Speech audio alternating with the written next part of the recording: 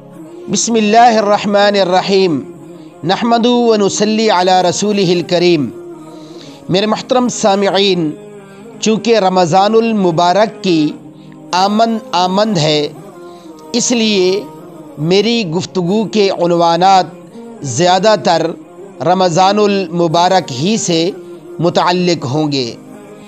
آج جو میری گفتگو کا عنوان ہے وہ یہ ہے کہ رمضان کو مبارک اور معظم کہنے کی کیا وجہ ہے۔ میرے محترم سامعین، ذرا توجہ سے سماعت فرما لیجیے۔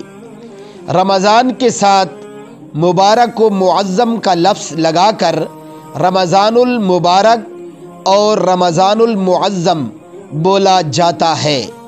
مبارک کے معنی ہے برکت والی چیز، اور کیونکہ یہ مہینہ شریعت کی نظر میں برکت والا مہینہ ہے، اس لیے اس مہینہ کو رمضان المبارک کہا جاتا ہے۔ بعض اوقات مبارک کے بجائے معظم کا لفظ بھی لگایا جاتا ہے، چنانچہ کہا جاتا ہے رمضان المعظم۔ معظم عظمت والی چیز کو کہا جاتا ہے، اور کیونکہ یہ مہینہ شریعت کی نظر میں عظمت والا ہے، عظمت والا مہینہ ہے، اس لیے اس مہینہ کو رمضان المعظم بھی کہا جاتا ہے۔ اور ہماری زبان میں رمضان کے ساتھ شریف کا لفظ بھی استعمال کیا جاتا ہے، چنانچہ کہا جاتا ہے رمضان شریف۔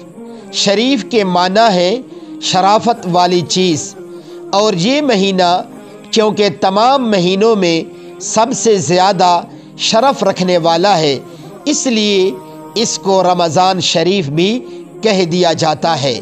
میرے محترم سامعین، جو شخص بھی، جو مسلمان مرد عورت اس مبارک مہینہ کی صحیح طور پر قدر کرے گا اور اس کے تقاضے اور آداب پورا کرے گا، اللہ رب العزت اسے بھی برکت عطا فرمائیں گے، اسے بھی عظمت عطا فرمائیں گے، اور اسے بھی شرافت عطا فرمائیں گے۔